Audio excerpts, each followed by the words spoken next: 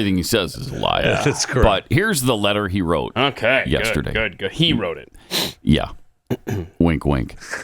My fellow Americans, over the past 3.5 years, we have made great progress as a nation. Have you?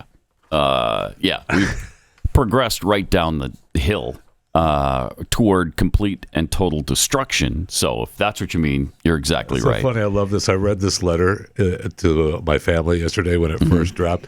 I did the same thing through the whole thing. I couldn't. You can't read it and not stop. It's true. Right. And then there's a bunch of blah, blah, blah. It's been the greatest honor of my life to serve as your president. And while it's been my intention to seek re-election, I believe it's in the best interest of my party and my country for me to stand down and to focus solely on fulfilling my duties as president for the remainder of my term. That's what scares me. I will speak to the nation later this week in more detail about my decision. For now, let me express my deepest gratitude to all those who have worked so hard to see me reelected. I want to thank Vice President Kamala Harris for being an extraordinary partner in all this work. And let me express my heartfelt appreciation to the American people for the faith and trust you've placed in me. Yeah, we did. Sure we did. You don't need to bother thanking me for that because I never placed any faith or trust in you. Maybe it's me being picky, but he literally put party before country. I thought the same thing. Yes. I was about to go there. So it's not me being picky. Right. No, it is not you being picky. Nope. Country should have come before the party. Best interest of my party and country. Well, as George Washington pointed out, that doesn't happen. And that's why he didn't want the party system. And definitely not an endorsement in there of Kamala in that original letter. Right. And then it was, just a few minutes later. It wasn't long. He tweeted, because we know he wrote the letter, then he tweeted. I'm sure the man has never logged into a social media account bearing his name once in his life. He tweeted, "My fellow Democrats, I've decided not to accept the nomination and to focus my energies, all my energies, on my duties as president for the remainder of my term. My very first decision as the party nominee in 2020 was to pick Kamala Harris as my vice president. And it's been the best decision I've made." Oof, you made some bad decisions then.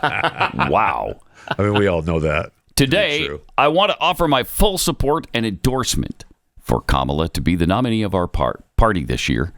Democrats, it's time to come together and beat Trump. Let's do this. They couldn't put that in the original letter? No. Why was that not? There wasn't enough room. It was not enough. Because he signed there wasn't the enough other room on one. the paper. And then there wasn't enough. No. We know for a fact KJP has access to Joe Biden's social media because she's accidentally tweeted under the wrong account before. So I don't know. Who knows? I don't know.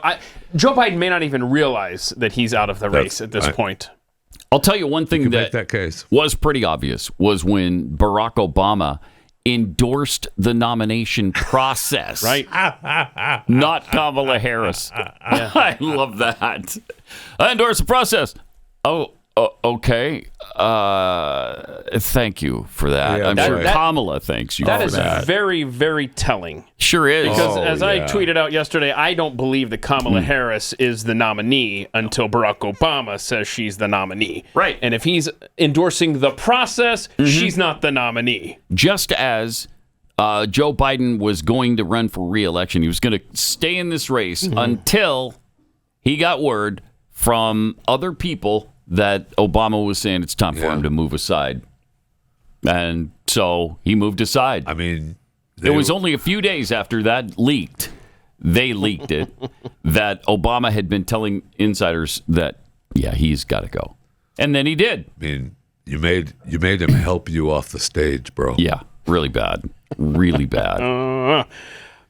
So it'll be interesting to see who else he would endorse. I don't know who that would be. You got to believe Gavin Newsom's going to jump into this thing. Gretchen Whitmer. Nightmare. Andy Bashir might be the... I think Kamala's got him pegged as her vice presidential running mate. I don't know how he helps her, but nobody could help her win, I hope.